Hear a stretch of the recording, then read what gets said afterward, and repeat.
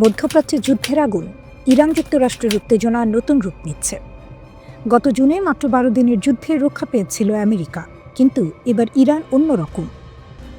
এবার ইরান তার চারপাশে থাকা সমস্ত মার্কিন সামরিক ঘাঁটিকে সম্পূর্ণ ভগ্নাংশে ফেলতে পারে। মধ্যপ্রাচ্যে থাকা সব মার্কিন ঘাঁটি এখন ইরানি মিসাইলের আওতায়। ইরান ইতিমধ্যেই পরীক্ষা করেছে। কাসেম সোলাইমানি নিহত হওয়ার পর ইরাকে থাকা মার্কিন ঘাঁটিতে ক্ষেপণাস্ত্র হামলা চালানো হয়েছিল। তখন আমেরিকা অনুভব করেছিল ইরানের ক্ষেপণাস্ত্র কতটা শক্তিশালী। ইরানের চারপাশে প্রায় ২২টি গুরুত্বপূর্ণ মার্কিন সামরিক ঘাঁটি রয়েছে। ইরানি পার্লামেন্ট স্পিকার এবং সাবেক ইসলামী বিপ্লবী গার্ড আইআরজিসি প্রধান স্পষ্ট করে বলেছেন, ইরানের ভূখণ্ডে যদি আমেরিকা কোনো ধরনের হামলা চালায় তার জবাব হবে সরাসরি এবং কঠোর। শুধু তাই নয়, এমন পরিস্থিতিতে মধ্যপ্রাচ্যে থাকা মার্কিন সামরিক ঘাঁটি ও যুদ্ধ জাহাজকেও তারা বৈধ লক্ষ্যবস্তু হিসেবে বিবেচনা করবে। ইরানি নেতৃত্বের এই ঘোষণায় স্পষ্ট হয়েছে, শুধু ইসরায়েল নয়, মধ্যপ্রাচ্যের সমস্ত মার্কিন সামরিক উপস্থিতি এবার তাদের নিশানায়। মার্কিন প্রেসিডেন্ট ট্রাম্প প্রশাসনকেও হুঁশিয়ারি দিয়েছেন ইরানের পার্লামেন্টের স্পিকার ও সাবেক রিভলিউশনারি গার্ড কমান্ডার মোহাম্মদ বাকির গালিবাফ। তার ভাষায়, ইরানে হামলা হলে দখলকৃত ভূখণ্ড পুড়িয়ে দেওয়া হবে। ইরানি ক্ষেপণাস্ত্র ও ড্রোন হামলা মধ্যপ্রাচ্যের সবচেয়ে গুরুত্বপূর্ণ মার্কিন ঘাঁটিতে পৌঁছাবে প্রথমে। বিশ্লেষকরা বলছেন, এই উত্তেজনার মধ্যে আমেরিকার জন্য এখন বড় ঝুঁকি। যদি তারা ইরানের মাটিতে পা বাড়ায়, তাহলে তাদের সমুদ্র ও স্থল বাহিনী উভয়ই বিপজ্জনক পরিস্থিতির মুখোমুখি হবে। মধ্যপ্রাচ্যের বড় মার্কিন ঘাঁটির মধ্যে রয়েছে কাতারের আল উদাইদ এয়ারবেস, বাহরাইনের নৌবাহিনীর ৫ম বহর, কুয়েত, সংযুক্ত আরব আমিরাত এবং ইরাকের একাধিক ঘাঁটি। এছাড়াও পারস্য উপসাগর এবং লোহিত সাগরে রয়েছে আমেরিকার যুদ্ধ জাহাজ। কাতারে পারস্য উপসাগরের তীরে অবস্থিত আল উদাইদ এয়ারবেস মার্কিন সামরিক শক্তির অন্যতম প্রধান কেন্দ্র। এখানে প্রায় ১০,০০০ মার্কিন সৈন্য অবস্থান করছে। ইউএস সেন্ট্রাল কমান্ডের সম্মুখ ভাগের সদর দপ্তর এখানে। এখান থেকে মিশর থেকে কাজাখস্তান পর্যন্ত বিস্তীর্ণ অঞ্চলে মার্কিন সামরিক অভিযান পরিচালিত হয়। কাতার সরকার ইতিমধ্যেই এই ঘাঁটির অবকাঠামো উন্নয়নে $৮ বিলিয়ন বেশি ব্যয় করেছে। ইরানি বিশ্লেষকদের মতে, যদি ইরান ক্ষেপণাস্ত্র হামলা চালায়, প্রথমে আল উদাইদ ঘাঁটি ক্ষতিগ্রস্ত হবে। সেখান থেকে মার্কিন অভিযান এবং বিমান অপারেশন তৎক্ষণাৎ ব্যাহত হবে। মধ্যপ্রাচ্যে যুদ্ধযন্ত্রে এই ধরনের আঘাতের প্রভাব বিশাল। গালিবাফ স্পষ্ট করে বলেছেন, আমরা সরাসরি জবাব দেব। আমাদের লক্ষ্য স্পষ্ট। ইরানের প্রতি হামলা হলে আমরা শান্তভাবে অপেক্ষা করব না। এই হুঁশিয়ারির মাধ্যমে ইরান বিশ্বকে দেখাচ্ছে তারা প্রস্তুত এবং হঠাৎ হামলার জন্য অপেক্ষা করছে না। এবারের উত্তেজনা শুধু স্থানীয় নয়, আন্তর্জাতিক। ইসরায়েল সহ মধ্যপ্রাচ্যের বড় শক্তিগুলো এবার সতর্ক। মার্কিন ঘাঁটিতে ক্ষেপণাস্ত্র হামলার সম্ভাবনা এবং ইরানের প্রস্তুতি যে বাস্তব তা সবাই বুঝছে। ইরান বলেছে, আমরা শান্তি চাই, কিন্তু যদি হামলা আসে জবাব হবে কঠোর। আমাদের প্রতিশোধ মৃদু হবে না। মধ্যপ্রাচ্যে আমাদের নজর সবসময় থাকবে। মধ্যপ্রাচ্যের রাজনীতি, সামরিক ঘাঁটি এবং যুদ্ধ জাহাজ সবই এখন এক উত্তপ্ত কুণ্ডলিতে। এক ক্ষুদ্র ভুলও পুরো অঞ্চলে আগুন লাগাতে পারে। যুক্তরাষ্ট্রের সঙ্গে উত্তেজনা। ট্রাম্প কার্ড কি ইরানের খোরামশার 4 ক্ষেপণাস্ত্র? মধ্যপ্রাচ্য উত্তেজনা আবারও বাড়ছে। একদিকে যুক্তরাষ্ট্রের কড়া ভাষা, অন্যদিকে ইরানের পাল্টা শক্তি প্রদর্শন।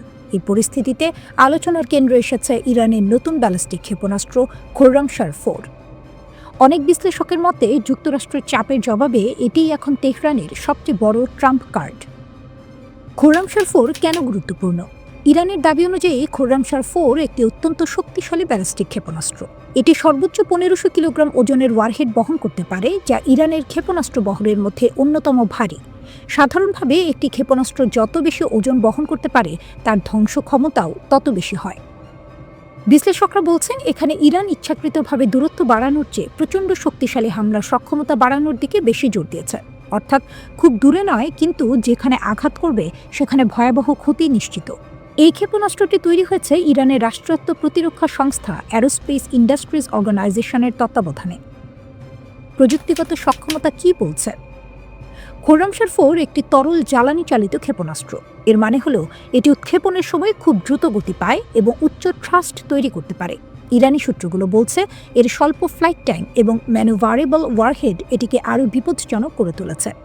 এই বৈশিষ্ট্যের কারণে ইসরায়েলের অ্যারো ডিফেন্স সিস্টেম কিংবা যুক্তরাষ্ট্রের সরবরাহকৃত আকাশ প্রতিরক্ষা ব্যবস্থার জন্য এটি বড় চ্যালেঞ্জ হতে পারে। ইরানের দাবি, লক্ষ্য এলাকায় পৌঁছে এটি একসঙ্গে প্রায় ৮০টি আলাদা লক্ষ্যবস্তুতে আঘাত হানতে পারে। অর্থাৎ একটি ক্ষেপণাস্ত্র দিয়েই একাধিক স্থানে ধ্বংসযজ্ঞ চালানো সম্ভব। বাস্তবে কি ব্যবহার হয়েছে? ইরানের Islamic revolutionary guard corps IRGC জানিয়েছে 2025 সালের জুনে যুক্তরাষ্ট্র ইরানের 3টি পারমাণবিক স্থাপনায় হামলা চালানোর পর ইসরায়েলের দিকে যে পাল্টা ক্ষেপণাস্ত্র হামলা করা হয় সেখানে খোরামশার 4 ব্যবহার করা হয়েছিল। এছাড়া 2024 সালের এপ্রিল ও অক্টোবরে ইসরায়েলের হামলায় এই ক্ষেপণাস্ত্র ব্যবহারের দাবি করা হয়। ইউরোনিউজের তথ্যমতে ওই সময়ে প্রায় 180টি ক্ষেপণাস্ত্র নিক্ষেপ করা হয়েছিল। এসব হামলা ছিল হিজবুল্লাহ নেতা হাসান নাসরুল্লাহ এবং IRGC কমান্ডার আব্বাস নীলফরুশানের হত্যার প্রতিক্রিয়া। আন্তর্জাতিক সংবাদ সংস্থা AP জানিয়েছে খোরামশার 4 অনেকটাই উত্তর কোরিয়ার মুসুদান ক্ষেপণাস্ত্রের আদলে তৈরি। মুসুদানের পাল্লা প্রায় 4000 কিলোমিটার, যদিও সেটি তুলনামূলকভাবে হালকা ওয়ারহেড বহনে সক্ষম। তবে প্রযুক্তিগত সহযোগিতার বিষয়টি পশ্চিমা বিশ্লেষকদের দীর্ঘদিনের উদ্বেগ। এদিকে ইরানের পররাষ্ট্রমন্ত্রী আব্বাস আরাগচি সরাসরি অভিযোগ করেছেন ইরানে অস্থিরতার পেছনে যুক্তরাষ্ট্র ও ইসরায়েলের সক্রিয় ভূমিকা রয়েছে। তেহরানে নিযুক্ত বিদেশি কূটনীতিকদের সঙ্গে বৈঠকে আরাগচি বলেন, বিদেশি মদতপুষ্ট অনুপ্রবেশকারীরা পরিকল্পিতভাবে বিক্ষোভকে সহিংস রূপ দিয়েছে। তার দাবি, এসব এজেন্ট বিক্ষোভকারী ও পুলিশের ওপরই গুলি চালিয়েছে, যাতে পরিস্থিতি আরও ভয়াবহ হয় এবং সামরিক হস্তক্ষেপের অজুহাত তৈরি করা যায়। আরাগচির মতে তেহরানের কাছে অডিও রেকর্ড ও তথ্য প্রমাণ রয়েছে, যেখানে দেখা যায় বিক্ষোভের মধ্যে সশস্ত্র অপারেটিভদের গুলি চালানোর নির্দেশ দেওয়া হচ্ছে। অনেক নিহত ব্যক্তির শরীরে পেছন দিক থেকে গুলির চিহ্ন পাওয়া গেছে বলেও তিনি দাবি করেন। তিনি আরও বলেন, ইসরায়েলি গোয়েন্দা সংস্থা মোসাদের ফরাসি ভাষী এজেন্টরা এই বিক্ষোভে অনুপ্রবেশ করেছিল এমন জীবন্ত প্রমাণ তাদের হাতে আছে। তাহলে কি পুরনো অভিমান ভুলে নতুন বিপদের মুখে ইরান ও তুরস্ক একে অপরের আরও কাছাকাছি আসছে? এই প্রশ্নটাই এখন ঘুরপাক খাচ্ছে মধ্যপ্রাচ্যের রাজনীতিতে। একদিকে তেহরানের রাজপথে চলছে সরকার বিরোধী স্লোগান, অন্যদিকে পর্দার আড়াল থেকে এই বিক্ষোভে ইন্ধন যোগানোর অভিযোগ উঠেছে ইসরায়েলের গোয়েন্দা সংস্থা মোসাদের বিরুদ্ধে। আর ঠিক তখনই ইরানের পাশে দাঁড়াতে দেখা যাচ্ছে রিসেপ তাইয়েপ এরদোয়ানের তুরস্ককে। তুরস্ক সরাসরি আঙুল তুলছে তেল আবিবের দিকে। আঙ্কারার বক্তব্য স্পষ্ট, ইরানের বিক্ষোভকে পুঁজি করে দেশটির শাসন ব্যবস্থাকে পরিকল্পিতভাবে অস্থিতিশীল করার চেষ্টা চলছে। এই অবস্থানে তুরস্ক কেন এতটা সক্রিয় সেটা বোঝার জন্য বিষয়টিকে শুধু ইরানের অভ্যন্তরীণ রাজনীতি হিসেবে দেখলে চলবে না। এটা আসলে পুরো অঞ্চলের শক্তির ভারসাম্যের প্রশ্ন। ইসলামী প্রজাতন্ত্র ইরান যদি অস্থিতিশীল হয়, তাহলে সেটি শুধু একটি দেশের সংকট হবে না, এটি হবে এমন একটি ধাক্কা যার প্রভাব ছড়িয়ে পড়বে পুরো মধ্যপ্রাচ্যে। আর সেই ধাক্কার প্রথম আঘাতটা পড়বে তুরস্কের ওপর। এই কারণেই ইরানের আন্দোলন ঘিরে তুরস্ক এতটা সতর্ক। তুরস্কের পররাষ্ট্রমন্ত্রী হাকান ফিদান প্রকাশ্যে অভিযোগ করেছেন, ইরানের চলমান অস্থিরতা কোনো স্বাভাবিক অভ্যন্তরীণ প্রতিবাদ নয়, বরং এটি পরিকল্পিতভাবে শাসন ব্যবস্থাকে দুর্বল করার একটি প্রচেষ্টা। তার মতে, সামাজিক যোগাযোগ মাধ্যম ব্যবহার করে সরাসরি বিদ্রোহে উস্কানি দেওয়া হচ্ছে। এই পুরো পরিস্থিতি তুরস্ক গভীরভাবে পর্যবেক্ষণ করছে বলেও জানান তিনি। বিশ্লেষকদের মতে এই বক্তব্য খুবই তাৎপর্যপূর্ণ, কারণ এতদিন তুরস্ক সাধারণত অন্য দেশের অভ্যন্তরীণ রাজনীতিতে সরাসরি মন্তব্য করা থেকে বিরত থাকত। কিন্তু ইরানের ক্ষেত্রে আঙ্কারা বুঝতে পারছে এখানে নিরপেক্ষ থাকার সুযোগ নেই, কারণ ইরান তুরস্কের পূর্ব সীমান্তে একটি শক্তিশালী রাষ্ট্র। দীর্ঘদিন ধরে এই শক্ত অবস্থানীয় অঞ্চলে ভারসাম্য বজায় রেখেছে। এই ভারসাম্য ভেঙে গেলে কি হবে? প্রথমত, তুরস্ক একা হয়ে পড়বে। বর্তমানে তুরস্ক পশ্চিমা চাপ মোকাবেলা করছে ইরান, রাশিয়া ও চীনের সঙ্গে ভারসাম্য রেখে। ইরান দুর্বল হলে সেই কৌশলগত গভীরতা হারাবে আঙ্কারা। দ্বিতীয়ত, ইরান অস্থিতিশীল হলে শুরু হতে পারে নতুন করে শরণার্থী ঢল, সীমান্ত নিরাপত্তার অবনতি, সশস্ত্র গোষ্ঠীর বিস্তার এবং আবার মাথাচাড়া দিতে পারে কুর্দি ইস্যু। এই সবকিছুর সবচেয়ে বড় চাপ পড়বে তুরস্কের ওপর। ফলে তুরস্ক শুধু নিরাপত্তার দিক থেকেই নয়, অর্থনৈতিকভাবেও দুর্বল হয়ে পড়বে। আর ঠিক এই দুর্বলতাকে কাজে লাগাতে পারবে পশ্চিমা জোট। বিশ্লেষকরা বলছেন, ইরান দুর্বল হলে ন্যাটো ও পশ্চিমা দেশগুলো তুরস্কের ওপর চাপ বাড়াতে পারবে। অস্ত্র সরবরাহে নতুন নিষেধাজ্ঞা আসতে পারে। আঞ্চলিক ইস্যুতে একতরফা শর্ত চাপিয়ে দেওয়া সহজ হবে। অর্থাৎ ইরান ভাঙলে শুধু তেহরান নয়, আঙ্কারাও কোণঠাসা হবে। এই কারণেই সিরিয়া বা ইরাক ইস্যুতে মতবিরোধ থাকলেও ইরানের সার্বভৌমত্ব ও স্থিতিশীলতার প্রশ্নে আপাতত তেহরানের পাশেই দাঁড়াচ্ছে তুরস্ক। সব মিলিয়ে আঙ্কারার বার্তা খুব পরিষ্কার, ইরানে অস্থিরতা মানে শুধু একটি দেশের সমস্যা নয়, এটি গোটা মধ্যপ্রাচ্যের শক্তির ভারসাম্য বদলে দেওয়ার ঝুঁকি। আর সেই ঝুঁকির সামনে দাঁড়িয়ে পুরনো দ্বন্দ্ব ভুলে আজ একই স্বার্থের জায়গায় এসে দাঁড়াচ্ছে ইরান ও তুরস্ক।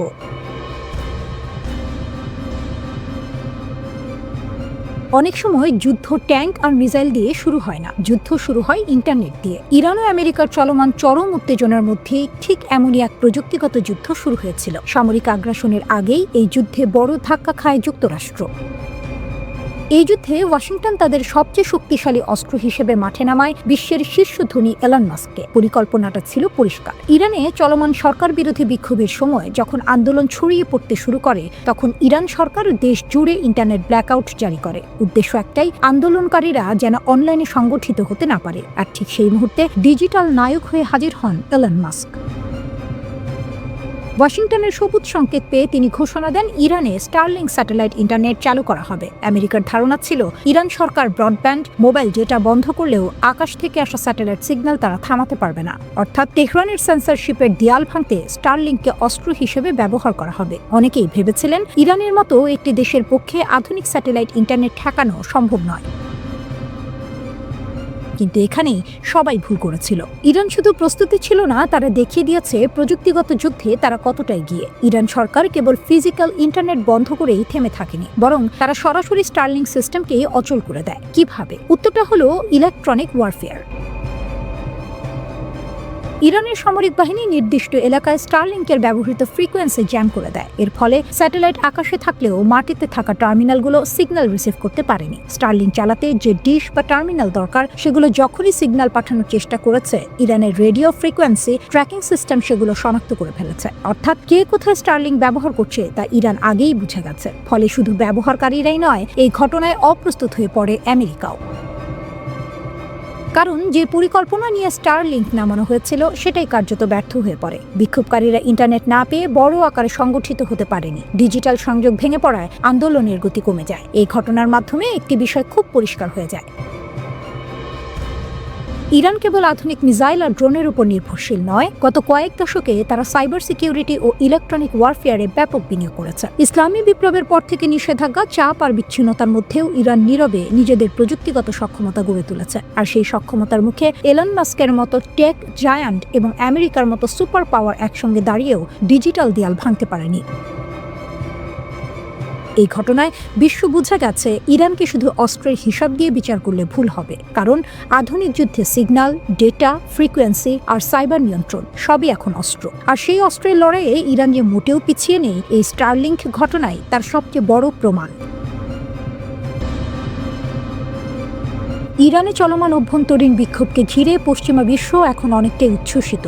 পশ্চিমা সংবাদ মাধ্যমে এমন একটি ধারণা তৈরি করা হচ্ছে যেন এই বিক্ষোভের জেরে খুব শিগগিরই ইরানের সর্বোচ্চ নেতা আয়াতুল্লাহ আলী খামেনির পতন হয়ে যাবে। কোথাও বলা হচ্ছে শেষ সময় ঘনিয়ে এসেছে, কোথাও আবার ইরান ভেঙে পড়ার পথে। কিন্তু প্রশ্ন হলো, এই দাবি কি বাস্তবতার সঙ্গে মিলছে? যদি আমরা আবেগ নয় বরং গোয়েন্দা মূল্যায়ন ও কৌশলগত বিশ্লেষণ দেখি, তাহলে একেবারেই ভিন্ন একটি ছবি সামনে আসে। বিশেষ করে ইসরায়েলি গোয়েন্দা সংস্থাগুলোর সাম্প্রতিক গোপন বিশ্লেষণগুলো বিষয়টি পরিষ্কার করে। ইসরায়েলি গোয়েন্দা মূল্যায়নে বলা হচ্ছে ইরান এখন একটি মাঝামাঝি অবস্থায় রয়েছে। দেশটি পুরোপুরি স্থিতিশীল নয়, কিন্তু একই সঙ্গে এখনই পতনের দিকেও যাচ্ছে না। অর্থাৎ ইরানের সহিংস বিক্ষোভ চলছে ঠিকই, কিন্তু সেই বিক্ষোভ এখনও এমন কোনো পর্যায়ে পৌঁছায়নি যেখান থেকে শাসন ব্যবস্থা ভেঙে পড়বে। এই বাস্তবতাই ইসরায়েলের জন্য সবচেয়ে বড় ধাঁধা তৈরি করেছে। কারণ ইসরায়েল বুঝতে পারছে না এই পরিস্থিতিতে তারা চাপ বাড়াবে নাকি অপেক্ষা করবে। এই দ্বিধা থেকেই ইরানের হাতে চলে এসেছে একটি বড় কৌশলগত সম্পদ, সময়। সময় যত গড়াচ্ছে ততই ইরান পরিস্থিতি সামাল দেওয়ার সুযোগ পাচ্ছে। এই বিষয়টি বোঝার জন্য ইসরায়েলের দৃষ্টিভঙ্গি থেকে হুমকির যুক্তি নতুন করে দেখা দরকার। 2025 সালে ইসরায়েলের প্রভাবশালী think tank institute for national security studies INSS একটি গুরুত্বপূর্ণ পর্যবেক্ষণ তুলে ধরে। তাদের বিশ্লেষণে বলা হয়, ইসরায়েল চায় না বিক্ষোভে উত্তাল ইরান খুব দ্রুত আবার আগের মতো স্থিতিশীল হয়ে যাক। কেন? কারণ এই অস্থিরতার সুযোগে যখন পশ্চিমাদের নজর ভিন্ন দিকে থাকে, ইরান চুপিসারে ক্ষতিগ্রস্ত সামরিক ও পারমাণবিক অবকাঠামো পুনর্গঠন করতে পারে। অর্থাৎ বিক্ষোভ যেমন ইরানের জন্য চ্যালেঞ্জ, তেমনি কিছু ক্ষেত্রে সুযোগও। তবে সবচেয়ে গুরুত্বপূর্ণ প্রশ্ন, খামেনির ভবিষ্যৎ কি? আইএনএসএস এর বিশ্লেষণ বলছে ইরানের জনগণের একটি অংশ খামেনির বিরোধিতা করছে। এটা সত্য, কিন্তু তারপরও খামেনির ক্ষমতার কাঠামো এখনো অটুট। ইসরায়েলের প্রখ্যাত সামরিক বিশ্লেষক রন বেন ইসাই আরও স্পষ্ট করে বলেন, খামেনির বিরুদ্ধে অসন্তোষ থাকলেও বিক্ষোভকারীরা এখনও ঐক্যবদ্ধ কোনো নেতৃত্ব বা লক্ষ্য তৈরি করতে পারেনি। তার মতে এই বিক্ষোভগুলো এখনও বিচ্ছিন্ন, ছড়ানো এবং অসংগঠিত। এগুলো দিয়ে সরকার উৎখাত করার মতো শক্তি এখনো গড়ে ওঠেনি। এখানে ইতিহাস থেকে নেওয়া একটি বড় শিক্ষা সামনে আসে। 1980-এর দশকে ইরানের ওপর যুদ্ধ চাপিয়ে দিয়ে ভয়াবহ বিপদে পড়েছিল ইরাক। সেই সময় বাইরের হামলার মুখে ইরানিরা নিজেদের সব বিভাজন ভুলে এক হয়ে গিয়েছিল। আজও অনেক বিশ্লেষক মনে করেন, যদি বিক্ষোভের মধ্যেই আমেরিকা বা ইসরায়েল ইরানে সরাসরি হামলা চালায়, তাহলে পরিস্থিতি খামেনির পক্ষেই ঘুরে যেতে পারে। মার্কিন প্রেসিডেন্ট ডোনাল্ড ট্রাম্পের ইরানে হামলার হুমকিও তাই হিতে বিপরীত হতে পারে বলে সতর্ক করছেন বিশেষজ্ঞরা। প্রভাবশালী দ্য ন্যাশনাল ইন্টারেস্ট সতর্ক করে বলেছে, এই পরিস্থিতিতে সামরিক হামলা হলে বিক্ষোভ দমে যেতে পারে এবং সরকার জাতীয় নিরাপত্তার অজুহাতে যে কোনো ভিন্ন মত দমন করার সুযোগ পাবে। ফলে ইরানের ভেতরের বিভাজন কমে যেতে পারে, বাড়বে না। সব মিলিয়ে বিশ্লেষকদের একটি বড় অংশ মনে করছে, চলমান বিক্ষোভের জোরে খামেনিকে ক্ষমতা থেকে নামানো পশ্চিমাদের জন্য খুবই কঠিন। বাস্তবতা হলো, ইরান অস্থির কিন্তু ভেঙে পড়েনি। বিক্ষোভ আছে কিন্তু বিক্ষোভ চালিয়ে যান, সাহায্য আসছে। ট্রাম্পের বার্তা, ইরান ও রাশিয়ার অস্ত্র সংযোগ কতটা গভীর? এই মুহূর্তে ইরান যেন একসঙ্গে দুই ফ্রন্টে যুদ্ধ করছে। একদিকে দেশের ভেতরে ভয়াবহ সরকার বিরোধী আন্দোলন, অন্যদিকে বাইরে যুক্তরাষ্ট্র ও পশ্চিমাদের চাপ। এই প্রেক্ষাপটেই মার্কিন প্রেসিডেন্ট ডোনাল্ড ট্রাম্প সরাসরি ইরানিদের উদ্দেশ্যে এমন এক বার্তা দিয়েছেন, যা পরিস্থিতিকে আরও জটিল করে তুলেছে। ট্রাম্প কি বললেন ইরানিদের? নিজের সামাজিক যোগাযোগ মাধ্যম ট্রুথ সোশ্যালে ট্রাম্প ইরানের জনগণের উদ্দেশ্যে লিখেছেন, ইরানের দেশপ্রেমিকরা বিক্ষোভ চালিয়ে যান, আপনাদের প্রতিষ্ঠানগুলো দখলে নিন, হত্যাকারী ও নিপীড়কদের নাম সংরক্ষণ করুন, তাদের চড়া মূল্য দিতে হবে, সাহায্য আসছে, এখানেই শেষ নয়। ট্রাম্প আরও স্পষ্ট করে বলেন, ইরানি বিক্ষোভকারীদের উপর হত্যাযজ্ঞ বন্ধ না হওয়া পর্যন্ত তিনি ইরানের কর্মকর্তাদের সঙ্গে সব ধরনের বৈঠক বাতিল করেছেন। অর্থাৎ এখনই আর কোনো কূটনৈতিক আলোচনা নয়, সাহায্য আসছে, কিন্তু কী ধরনের সাহায্য, এটাই সবচেয়ে বড় প্রশ্ন। ট্রাম্প সাহায্য শব্দটি ব্যবহার করলেও সামরিক সহায়তা, অর্থনৈতিক সহায়তা নাকি কূটনৈতিক চাপ, এ বিষয়ে তিনি একেবারেই কিছু পরিষ্কার করেননি। তবে ইরানের ইতিহাস জানলে বোঝা যায়, এই ধরনের বক্তব্য দেশটির শাসক গোষ্ঠী বিদেশি হস্তক্ষেপের ইঙ্গিত হিসেবেই দেখে। ইরানি পরিস্থিতি কতটা ভয়াবহ? ইরানি কর্তৃপক্ষই স্বীকার করেছে, গত 2 সপ্তাহের বিক্ষোভে প্রায় 2000 মানুষ নিহত হয়েছে। বিক্ষোভের শুরুটা হয়েছিল গত 28 ডিসেম্বর তেহরানের কয়েকটি বাজারে ছোট অর্থনৈতিক প্রতিবাদ দিয়ে, কিন্তু খুব দ্রুত সেটি ছড়িয়ে পড়ে পুরো দেশে। কারণগুলো ছিল স্পষ্ট: লাগাম ছাড়া মূল্যবৃদ্ধি, ভয়াবহ মুদ্রাস্ফীতি, ইরানি রিয়ালের ভয়ঙ্কর দরপতন, কর্মসংস্থানের অভাব। এরপর পরিস্থিতি আরও উত্তপ্ত হয় যখন ইরানের শেষ শাহ এর ছেলে রেজা পাহলভি বিদেশ থেকে সরকার বিরোধী আন্দোলন জোরদারের আহ্বান জানান। ট্রাম্প কি সত্যিই হস্তক্ষেপ করতে যাচ্ছেন? ট্রাম্প এর আগেও হুঁশিয়ারি দিয়েছিলেন, ইরানের শাসকরা যদি বিক্ষোভকারীদের হত্যা করে, যুক্তরাষ্ট্র তাদের উদ্ধার করতে এগিয়ে আসবে। এখন যখন নিহতের সংখ্যা 1000 ছাড়িয়েছে, তখন অনেক বিশ্লেষক মনে করছেন, ট্রাম্প হয়তো হস্তক্ষেপের সিদ্ধান্তের দিকেই এগোচ্ছেন। তবে সামরিক নাকি অন্য কোনো পথে, তা এখনো অনিশ্চিত। এবার আসি বড় প্রশ্নে, ইরান কি সত্যিই রাশিয়াকে পাহাড় সম অস্ত্র পাঠিয়েছে? এক পশ্চিমা নিরাপত্তা কর্মকর্তার মূল্যায়ন অনুযায়ী 2021 সালের অক্টোবর থেকে এখন পর্যন্ত ইরান রাশিয়ার কাছে প্রায় $2.7 বিলিয়ন ক্ষেপণাস্ত্র বিক্রি করেছে। এর মধ্যে রয়েছে শত শত ফাতা 360 স্বল্পপাল্লার ব্যালিস্টিক ক্ষেপণাস্ত্র, প্রায় 500টি অন্যান্য স্বল্পপাল্লার ক্ষেপণাস্ত্র, প্রায় 200টি ভূমি থেকে আকাশে নিক্ষেপযোগ্য ক্ষেপণাস্ত্র। ইউক্রেন যুদ্ধের পর সম্পর্ক আরও গভীর। 2022 সালের ফেব্রুয়ারিতে ইউক্রেনে রাশিয়ার পূর্ণমাত্রার আগ্রাসনের পর রাশিয়া পশ্চিমাদের কঠোর নিষেধাজ্ঞায় পড়ে। তখনই ইরান হয়ে ওঠে রাশিয়ার অন্যতম প্রধান অস্ত্র সরবরাহকারী। এর আগে ইরান সরবরাহ করেছিল শাহেদ 136 কামিকাজে ড্রোন। সেই প্রযুক্তি দিয়ে রাশিয়া তৈরি করছে গেরান 2 ড্রোন। এই ড্রোনগুলো ইউক্রেনে ভয়াবহ ধ্বংসযজ্ঞ চালিয়েছে। কেন ইরান রাশিয়ার এত কাছাকাছি? কারণটা খুব সোজা। দুই দেশই পশ্চিমা নিষেধাজ্ঞার শিকার, দুই দেশই যুক্তরাষ্ট্রের বিরোধী, দুই দেশই একে অপরকে প্রয়োজন হিসেবে দেখছে। 2025 সালের জানুয়ারিতে তারা কৌশলগত অংশীদারিত্ব চুক্তি সই করেছে, যদিও সেখানে সরাসরি পারস্পরিক প্রতিরক্ষার ধারা নেই।